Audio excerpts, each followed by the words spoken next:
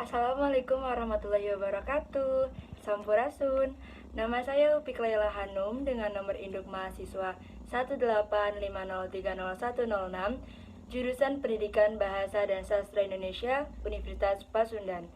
Video ini dibuat untuk memenuhi tugas mata kuliah Analisis Penggunaan Bahasa Indonesia yang diampu oleh Bapak Dr. Denny Harmain MSN dan Bapak Tia Irawan SPD MAP. Pada video kali ini, kita akan belajar bersama mengenai faktor penting apa yang memungkinkan bahasa Melayu dinobatkan menjadi bahasa Indonesia dan 3 alasan yang membuat kita bangga memiliki bahasa Indonesia. Sebelum ke pembahasan, mungkin kita bertanya-tanya, mengapa bahasa Melayu dinobatkan menjadi bahasa Indonesia? Jawabannya, karena bahasa Melayu merupakan suatu kebudayaan bagi Indonesia. Selain itu juga, penggunaan bahasa Melayu sangatlah mudah, tidak perlu mengenal tingkatan bahasa lain. Selain itu juga banyak sekali kemiripan antara bahasa Indonesia dengan bahasa Melayu, mulai dari pengertiannya dan bahasanya, mungkin hanya secara penyampaian yang berbeda.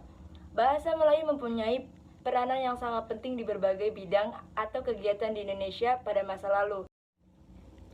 Bahasa Melayu diangkat menjadi bahasa persatuan di Indonesia pada tanggal 28 Oktober tahun 1928 dalam peristiwa Sumpah Pemuda. Sejak saat itu bahasa Melayu yang digunakan di wilayah Indonesia sekarang mulai dinamai bahasa Indonesia. Namun, secara resmi penyebutan bahasa Indonesia sebagai bahasa resmi di Indonesia baru muncul pada tanggal 18 Agustus 1945 ketika Konstitusi Indonesia diresmikan. Dari jumlah pemakaian di Indonesia, sebenarnya bahasa Melayu bukan bahasa terbesar. Bahasa Jawa lah yang merupakan bahasa terbesar dari segi pemakaian pada saat ini. Dari jumlah pemakaian di Indonesia, sebenarnya bahasa Melayu bukan bahasa terbesar. Bahasa Jawa lah yang merupakan bahasa terbesar dari segi pemakaian pada saat itu. Namun, bahasa Melayu dipilih sebagai bahasa Indonesia karena bahasa ini sudah menjadi lingua franca atau bahasa pengantar di wilayah Indonesia dan Asia Tenggara sejak ribuan tahun yang lalu. Salah satu buktinya adalah catatan inskripsi di Soejomerto, Jawa Tengah yang menggunakan bahasa Melayu kuno. Inskripsi ini tidak bertahun tetapi menurut estimasi ahli dibuat pada pertengahan abad ke-7. Ini menunjukkan bahwa bahasa Melayu pun sudah dikenal di Pulau Jawa sejak ribuan tahun yang lalu. Masuk ke pembahasan yang pertama, yaitu faktor penting apa yang memungkinkan bahasa Melayu dinobatkan menjadi bahasa Indonesia. Faktor yang pertama adalah bahasa Melayu merupakan lingua franca di Indonesia, yaitu bahasa perhubungan dan bahasa perdagangan. Ya, seperti yang sudah dijelaskan di awal tadi bahwasannya bahasa Melayu ini sudah menjadi lingua franca atau bahasa pengantar di wilayah Indonesia dan Asia Tenggara sejak ribuan tahun yang lalu. Salah satu buktinya adalah catatan inskripsi di Soejomerto, Jawa Tengah yang menggunakan bahasa Melayu kuno. Inskripsi ini tidak bertahun, tetapi menurut estimasi ahli dibuat pada pertengahan abad ke-7, bahasa ini tidak hanya sekedar sebagai alat komunikasi di bidang ekonomi atau perdagangan, tetapi juga di bidang visual, alat komunikasi massa. Seperti pada masa itu, digunakan dalam bidang politik untuk mengikat perjanjian antar kerajaan. Nah, sejak saat itulah penggunaan dan pemakaian bahasa Melayu menyebar ke seluruh pelosok kepulauan Indonesia. Perkembangan bahasa Melayu tersebut dinamakan perkembangan konseptual yang memiliki 3 bentuk. Yang pertama, perkembangan bahasa yang dipengaruhi oleh interaksi antar daerah. Yang kedua, perkembangan bahasa daerah yang lain. Dan yang terakhir, perkembangan bahasa yang diakibatkan oleh pertemuan bahasa Melayu dalam konteks yang lebih luas. Faktor yang kedua, sistem bahasa Melayu itu sederhana, mudah dipelajari. Dalam bahasa Melayu, tidak dikenal tingkatan bahasa seperti bahasa kasar dan bahasa halus. Sekali lagi, bahasa Melayu ini adalah bahasa yang sederhana, komunikatif, yakni mudah dipahami, sehingga bahasa ini dijadikan ciri khas perdagangan dan pelayanan di pelabuhan Indonesia maupun di negara-negara luar pada saat itu. Bahasa Melayu tidak mempunyai tingkatan-tingkatan bahasa seperti dimiliki oleh bahasa lain. Dalam bahasa ini tidak dikenal tingkatan bahasa seperti dalam bahasa Jawa, yakni ngoko dan kromo. Faktor yang ketiga adalah suku Jawa, suku Sunda, dan suku-suku lainnya dengan sukarela menerima bahasa Melayu menjadi awal bahasa Indonesia sebagai bahasa nasional. Ya, karena pada dasarnya bahasa Melayu seperti yang sudah saya sebutkan, sudah saya jelaskan tadi bahwasanya bahasa Melayu ini sederhana, mudah dipahami, sehingga suku Jawa, suku Sunda, dan suku-suku lainnya bisa menerima dengan baik. Faktor yang terakhir atau faktor yang keempat adalah bahasa Melayu mempunyai potensi untuk dipakai sebagai bahasa kebudayaan dalam arti yang luas. Maksudnya, dikatakan berpotensi sebagai bahasa kebudayaan karena bahasa Melayu ini mencakup sejumlah bahasa yang saling bermiripan yang dituturkan oleh penutur bahasa di Nusantara bahkan di Semenanjung Malayu juga.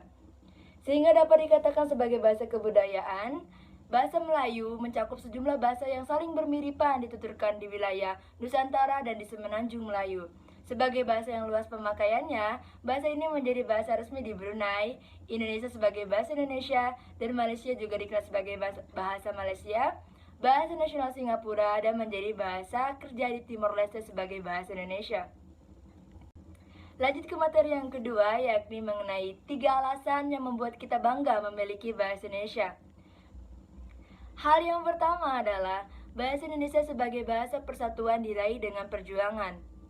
Mungkin tidak ada bahasa yang pantas menyandang predikat keren selain bahasa Indonesia.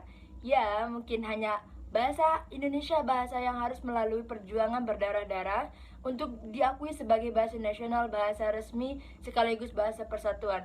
Tentu, kita masih ingat 92 tahun silam, tepatnya pada tahun 1928, bangsa ini pernah bersumpah berjanji terhadap Ibu Pertiwi selalu menjunjung tinggi bahasa Indonesia sebagai bahasa persatuan.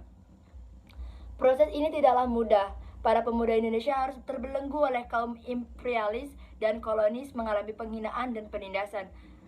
Terinjak harkat dan martabatnya selama ratusan tahun, ketika keberanian muncul, para pejuang tanah air mendeklarasikan bahasa Indonesia sebagai bahasa resmi untuk mengangkat kembali harkat dan martabat bangsa Indonesia. Harga yang harus dibayar saat itu tidaklah murah. Hal yang kedua adalah bahasa Indonesia, bahasa yang sangat kaya. Seperti yang disinggung sebelumnya, bahasa Indonesia berakar dari bahasa Melayu dengan daerah Riau sebagai pusat perkembangannya. Namun, seiring berjalannya waktu, bahasa Melayu mendapat banyak pengaruh dari pedagang dari Arab, Tiongkok, India, dan sebagainya.